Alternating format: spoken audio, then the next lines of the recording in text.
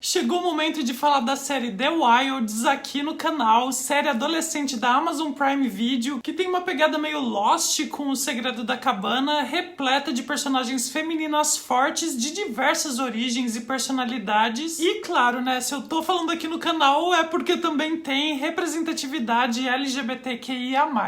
E aí, gente, eu sou o Pato, estou sempre fazendo vídeos sobre filmes, séries e animações com conteúdo LGBTQ+.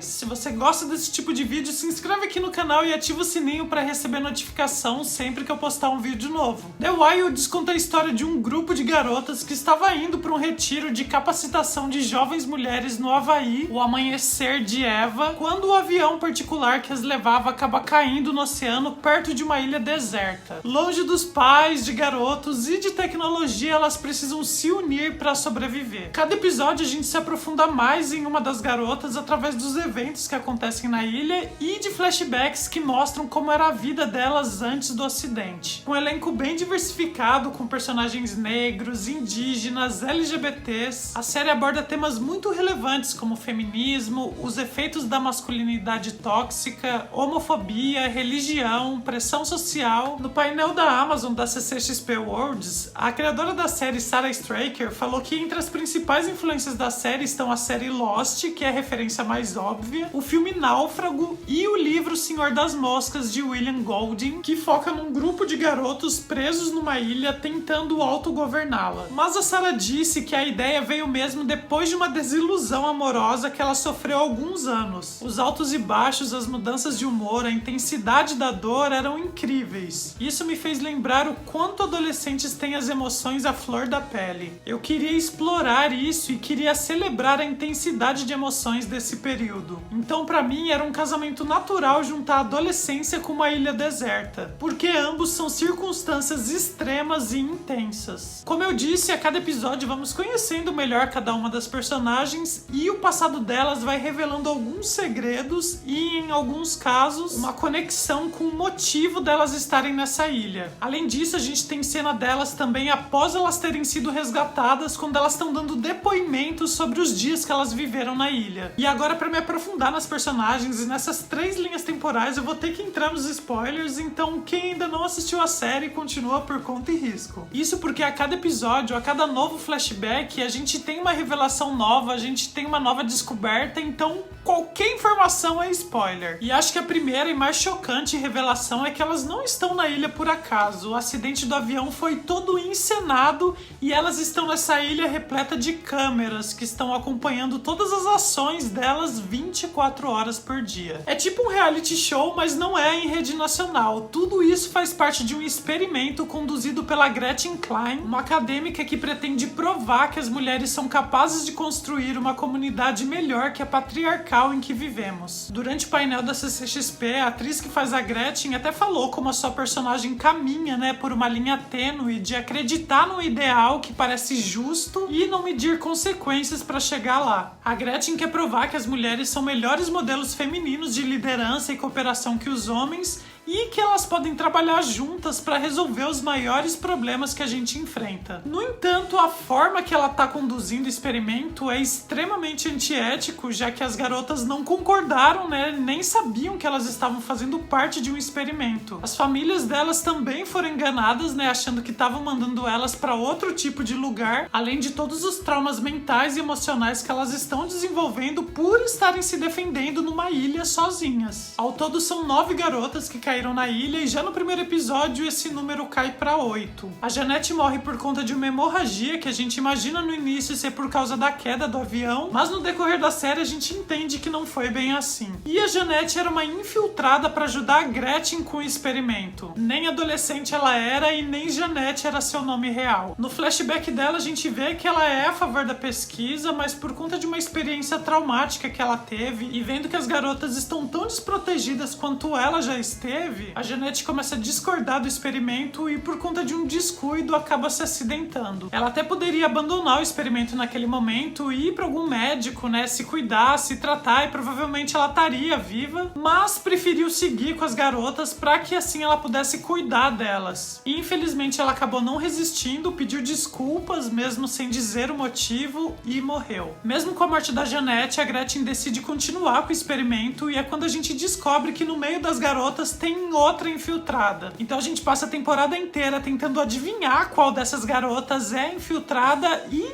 desconfiando de todo mundo, né? Em vários momentos eu desconfiei de várias delas e posso dizer que só no final, lá, quase no momento mesmo que a gente descobre, é que eu saquei quem era. E entre as garotas temos a Lia, que é uma garota um pouco mais introspectiva e solitária, que prefere ler, escrever e observar o mundo ao seu redor. E no flashback dela a gente descobre que ela se envolveu com um escritor bem mais velho que ela e ela mentiu a idade falando que tinha mais de 18 para que eles pudessem se relacionar. Mas depois que ele descobriu a idade verdadeira dela, ele acabou se afastando da Lia, o que fez com que ela ficasse um pouquinho meio alterada. O sentimento que ela tinha com ele beirava até uma coisa um pouco doentia, né? E a gente vê que mesmo depois de sair da ilha, uma das maiores preocupações dela era saber se ele estava preocupado com o desaparecimento dela. Mas apesar dela ter essa obsessão que faz a gente e as outras garotas duvidarem da sanidade dela, essa característica observadora da Lia que acabou fazendo com que ela chegasse mais perto do segredo da ilha. Entre as garotas também temos a Fatin, que à primeira vista parece uma socialite bem patricinha, mas aos poucos a gente vai conhecendo mais camadas da Fatin e quando finalmente a gente vai pro flashback dela, a Fatin se torna uma das melhores personagens da série. Pra começar, ela é sexualmente livre com os garotos que ela se relaciona, ela é totalmente contra a imposição social que a família dela impõe e ela expõe o próprio pai quando descobre que ele tá traindo a sua mãe sem pesar as consequências que isso acarreta pra sua família. Fora que durante a série ela tem as melhores tiradas, os melhores comentários, gente, só amores por Fatin. Em contraponto a esse status social elevado da Fatin, a gente tem a Dot, que passou a vida toda sobrevivendo em condições bem precárias. A Dot tem um jeito mais bruto e um pouco mais forte que as outras garotas e acaba sendo até a primeira pessoa que elas procuram quando algo precisa ser feito. Então, quando a gente vai pro flashback dela, a gente descobre que ela vem de uma família pobre e que ela traficava drogas na escola para arrumar um dinheiro extra enquanto cuidava do pai doente em casa. E quando o pai da Dot morre, a gente descobre que ele tinha um contato com a Gretchen e é através desse contato que a Dot acaba indo participar da experiência. Inclusive nesse encontro das duas, quando a Gretchen chama a Dot pro retiro, eu imaginei que a Dot fosse a infiltrada, mas a gente descobre que não é a Dot a outra infiltrada e eu fiquei aliviado porque a Dot também eu me afeiçoei a ela, porque por trás desse jeito bruto e carrancudo dela, né, a gente vê que ela tem um bom coração. Só não tão bom coração e até ingênuo,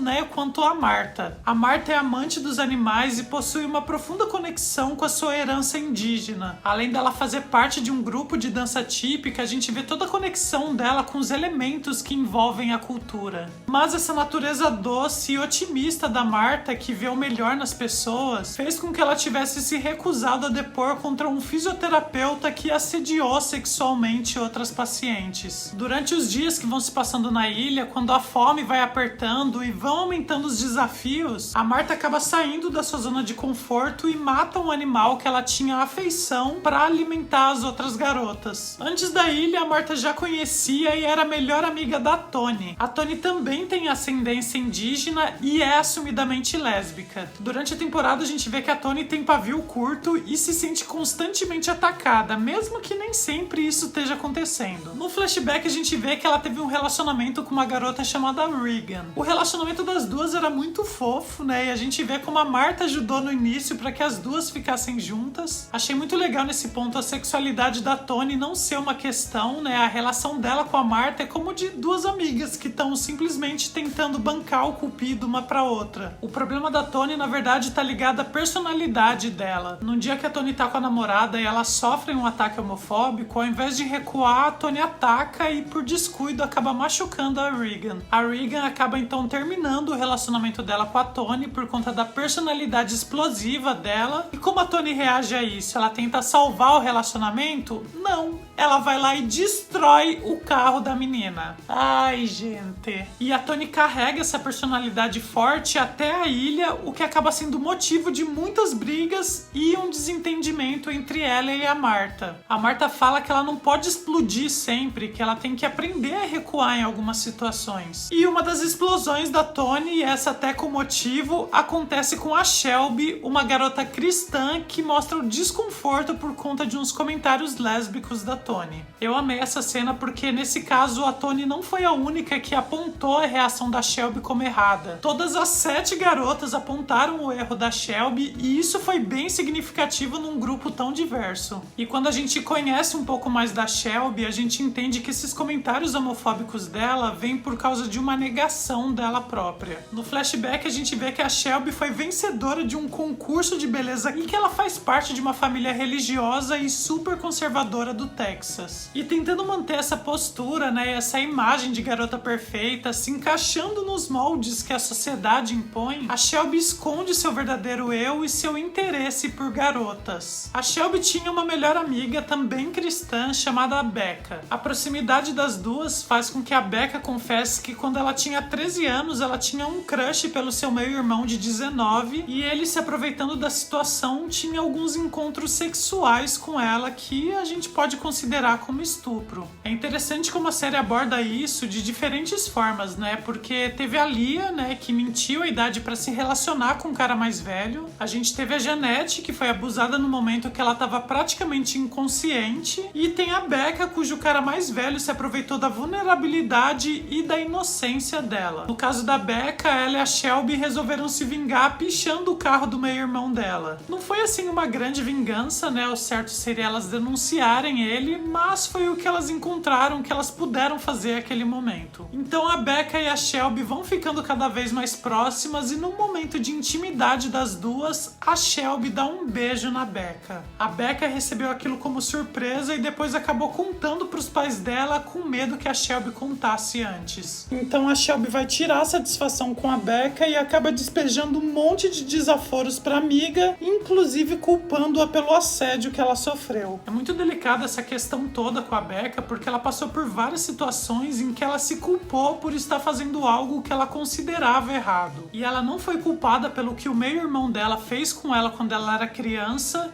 e muito menos está errando por ter beijado a amiga. Mas tem toda essa pressão social machista, heteronormativa, religiosa e a Becca não aguentou carregar esse fardo e acabou se suicidando. Por mais que essa série tenha vários temas sérios e delicados, acho que esse tema foi o que mais me abalou porque é muito comum o suicídio de jovens LGBTQ+.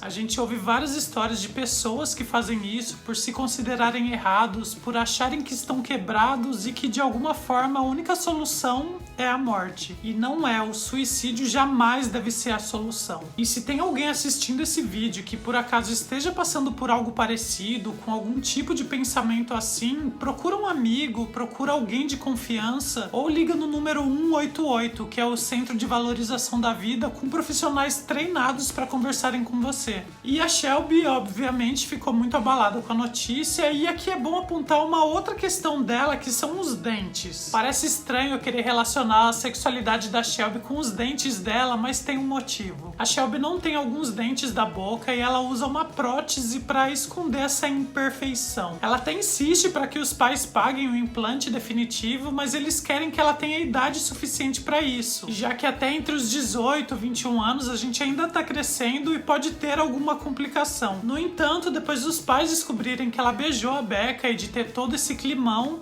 o pai da Shelby fala que sim, que ela fará o implante, e ele diz que se existe alguma imperfeição que tem conserto e que pode ser corrigida, ela deve ser feita. E essa fala dele bateu muito ruim em mim, porque obviamente ele não estava falando dos dentes da Shelby, e sim da sexualidade dela. Eu venho de uma família cristã, então esse tema de religião e sexualidade sempre é muito difícil. Inclusive no vídeo que eu falo de Caçadoras de Recompensas da Netflix, eu discuto um pouco mais sobre o tema. Uma pena que Caçadoras Caçadoras de Recompensa tenha sido cancelada, porque eu queria muito continuar vendo como esse tema seria tratado na série. Mas voltando pra The Wilds, a Shelby não conseguiu esconder por muito tempo seus segredos na ilha. Além de revelar sobre a sua prótese nos dentes quando tava todo mundo achando que ela tava escondendo alguma coisa, no momento que ela e a Tony estão caminhando sozinhas, as duas acabam se beijando. A reação da Shelby é fugir e negar mais uma vez pra si própria, mas na oportunidade que ela tem de estar sozinha novamente com a Tony, a Shelby acaba se entregando e as duas se beijam novamente. E não só se beijando, como tendo momentos bem íntimos embaixo da árvore de lixia. Quem achava que a maçã era o fruto proibido se enganou, porque o fruto proibido na verdade é a lixia. Que loucura essas duas. E é até interessante ver o contraponto delas, né? Porque enquanto a gente tem a Tony, que é assumidamente lésbica, a gente tem a Shelby que tá num outro lugar, né? Esse lugar ainda de esconder a própria sexualidade. Estou ansioso pra saber o que vai dar desse relacionamento. E continuando com os outros personagens, temos a Rachel, que é uma mergulhadora de elite, que foi sempre ao extremo de sua capacidade pra se destacar no esporte, chegando até a praticar bulimia. E essa autocobrança se dá principalmente porque ela sempre se sentiu à sombra de sua irmã Nora, que é mais paparicada pelos pais por ser mais culta e mais estudiosa. O esforço da Rachel pra ser sempre a melhor não parecia partir de uma vontade própria, e sim da vontade de superar a irmã em alguma coisa. E é uma rixa que parece vir apenas da Rachel, né? Porque a Nora se mostra empenhada em ser amiga da irmã e fazer ela melhorar e não ser tão bitolada. Porém, a gente descobre que ela foi muito longe para conseguir isso, não é? Porque ela é a infiltrada da Gretchen e aceitou participar desse experimento para ajudar a irmã. Imagina se ela quisesse atrapalhar, né? A pessoa que descobre que a Nora sabe o que tá acontecendo na ilha é a Lia, e a Nora até tenta impedir que ela revele isso às outras garotas. Mas a Lia consegue escapar da armadilha da Nora e está disposta a contar tudo. Porém, ela não contava que a Rachel seria atacada por um tubarão naquele momento e a Nora sairia disparada para tentar salvá-la. Como a gente tem as cenas pós-ilha com os depoimentos delas, a gente sabe que a Rachel se salva, mas para nossa agonia, ela acabou perdendo a mão. Inclusive é num dos primeiros episódios que a gente descobre que a Rachel vai perder a mão, e como a gente não sabe quando aquilo vai acontecer,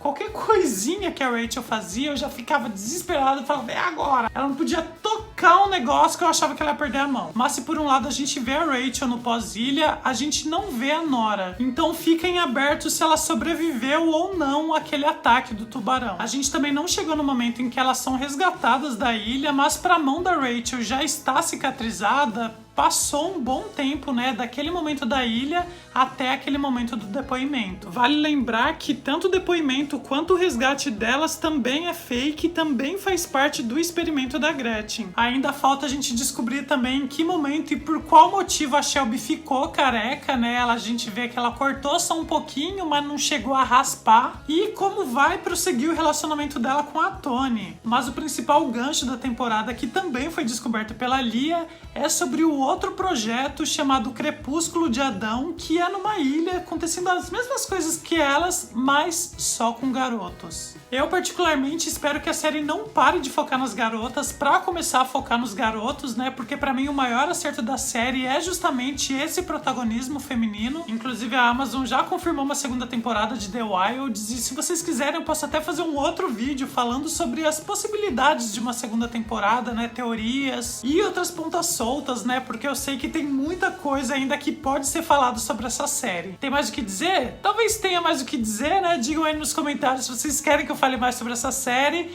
Então nos vemos no próximo vídeo. Beijo do Pato e tchau!